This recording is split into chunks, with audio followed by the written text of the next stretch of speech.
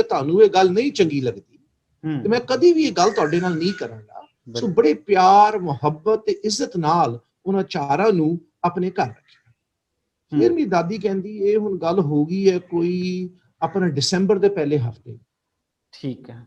ਕਹਿੰਦੇ ਕਿਸੇ ਨੂੰ ਸ਼ੱਕ ਪੈ ਗਿਆ ਸ਼ਹਿਰ ਵਿੱਚ ਕਿ ਇਹਨਾਂ ਨੇ ਨਾ ਗਵਾਂਢੀਆਂ ਨੂੰ ਕਿ ਇਹਨਾਂ ਨੇ ਨਾ ਕਿਤੇ ਕੋਈ ਸਿੱਖ ਫੈਮਿਲੀ ਆਪਣੇ ਘਰ ਰੱਖੀ ਹੈ। ਤੇ ਦਾਦੀ ਕਹਿੰਦੀ ਕਿ ਕਿਸੇ ਨੇ ਜਾ ਕੇ ਜਿਹੜਾ ਉੱਥੋਂ ਦੀ ਜਿਹੜੀ ਮਸਜਿਦ ਸੀ ਉਹਦੇ ਇਮਾਮ ਨੂੰ ਜਾ ਕੇ ਸੂਹ ਦੇ ਦਿੱਤੀ ਕਿ ਸਾਨੂੰ ਸ਼ੱਕ ਹੈ ਕੋਈ ਸਿੱਖ ਫੈਮਿਲੀ ਰੱਖੀ ਇਹਨਾਂ ਨੇ ਆਪਣੇ ਘਰ। ਤੇ ਦਾਦੀ ਕਹਿੰਦੀ ਇੱਕ ਦਿਨ ਜੁਮੇ ਵਾਲੇ ਦਿਨ ਜਦੋਂ ਮੇਰੇ ਦਾਦਾ ਜੀ ਦੇ ਫਰੈਂਡ ਉਹ ਗਏ ਮਸਜਿਦ, ਜਦੋਂ ਬਾਹਰ ਆਏ ਤੇ ਇਮਾਮ ਨੇ ਕਿਹਾ ਵੀ 2 ਮਿੰਟ ਰੁਕੋ, ਮੈਂ ਤੁਹਾਡੇ ਨਾਲ ਕੋਈ ਗੱਲ ਕਰਨੀ। ਕਹਿੰਦੇ ਠੀਕ ਹੈ। ਤੇ ਉਹਨਾਂ ਨੂੰ ਕਹਿੰਦੇ ਸ਼ੱਕ ਪੈ ਗਿਆ ਕਿ ਕੀ ਗੱਲ ਕਰਨੀ ਹੋਣੀ ਹੈ, ਪੁਰਾਣੇ ਜਿਹੜੇ ਉਹਦੇ ਪੁੱਛਣਾ ਹੋਣਾ।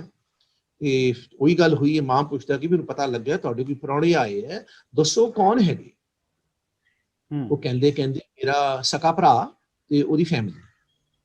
ਤੇ ਇਮਾਮ ਕਹਿੰਦਾ ਠੀਕ ਹੈ। ਕਹਿੰਦਾ ਫਿਰ ਕੁਰਾਨ ਸ਼ਰੀਫ ਤੇ ਹੱਥ ਰੱਖ ਕੇ ਸਹੁੰ ਚੁੱਕੋ, ਇਹ ਤੁਹਾਡਾ ਸਕਾ ਭਰਾ ਤੇ ਉਹਦੀ ਫੈਮਿਲੀ।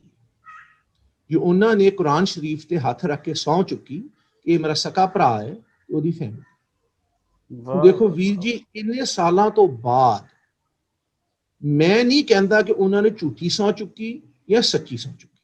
ਮੈਂ ਕੌਣ ਹੁੰਦਾ ਕਹਿਣ ਵਾਲਾ? ਦੇਖੋ ਨਾ ਜੀ, ਮੈਂ ਉਸ ਟਾਈਮ ਹੈਗਾ ਨਹੀਂ ਸੀ। ਹੋ ਸਕਦਾ ਮਨ ਵਿੱਚ ਇਹ ਸੋਚਦੇ ਹੋਣ ਕਿ ਮੇਰੇ ਸਕੇ ਭਰਾ ਵਰਗਾ। ਬਿਲਕੁਲ। ਹਾਂ, ਮੈਂ ਨਹੀਂ ਕਹਿੰਦਾ ਕਿ ਉਹਨੇ ਝੂਠੀ ਸਹੁੰ ਚੁੱਕੀ।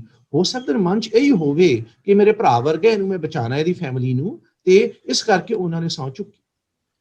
ਸਹੁੰ ਚੁੱਕ ਕੇ ਉਹ ਬਚ ਗਏ। ਫਿਰ ਕੋਈ ਐਂਡ ਆਫ ਦਸੰਬਰ ਵਿੱਚ ਉਹ ਆ ਕੇ ਮੇਰੇ ਦਾਦਾ ਦਾਦੀ ਦੋਨੋਂ ਚਾਚਿਆਂ ਨੂੰ ਆ ਕੇ ਜਿਹੜਾ ਵਾਘਾ ਬਾਰਡਰ ਦੇ ਨੇੜੇ ਉੱਥੇ ਆ ਕੇ ਛੱਡ ਗਏ। ਉੱਥੋਂ ਜਦੋਂ ਪਾਰ ਗਏ ਤੇ ਰੈਫਿਊਜੀ ਕੈਂਪ ਤੇ, ਉਦੋਂ ਤੁਹਾਨੂੰ ਪਤਾ ਫੋਨ ਬਹੁਤ ਘੱਟ ਹੁੰਦੇ ਸੀ, ਬਹੁਤ ਘੱਟ ਫੋਨ ਹੁੰਦੇ ਸੀ। ਤੇ ਜੀ ਮੇਰੀ ਦਾਦੀ ਨੇ ਸ਼ਿਮਲੇ ਕਾਲ ਕੀਤੀ, ਟਰੰਕ ਕਾਲ ਜਿਹਨੂੰ ਕਹਿੰਦੇ, ਉਦੋਂ ਟਰੰਕ ਕਾਲ ਕਹਿੰਦੇ ਹੁੰਦੇ ਸੀ, ਬੁੱਕ ਕਰਾਣੀ ਪੈਂਦੀ ਸੀ। ਤੇ ਬਾਈ ਚਾਂਸ ਹੋਇਆ ਕਿ ਸ਼ਿਮਲੇ ਵਿੱਚ ਮੇਰੇ ਫਾਦਰ ਨੇ ਹੀ ਫੋਨ ਚੁੱਕਿਆ। ਉਦੋਂ ਮੇਰੀ ਫਾਦਰ ਦੀ ਉਮਰ 12 ਜਾਂ 13 ਸਾਲ ਦੀ ਸੀ।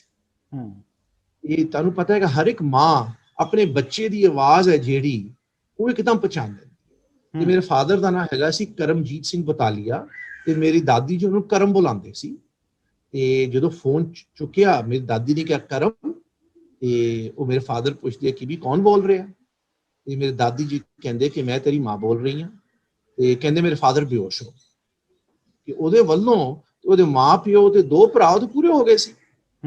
ਤੇ ਦੇਖੋ ਜੀ, ਇਹ ਜਿਹੜੇ ਬੰਦੇ ਨੇ ਲਾਹੌਰ ਮੇਰੇ ਦੋਸਤ ਨੂੰ ਆਪਣੇ ਕੋਲ ਰੱਖਿਆ, ਉਹਨੇ ਉਹਨਾਂ ਨੂੰ ਦੂਜੀ ਲਾਈਫ, ਦੂਜੀ ਜ਼ਿੰਦਗੀ ਦਿੱਤੀ ਹੈ, ਦੂਜਾ ਚਾਂਸ ਲਾਈਫ।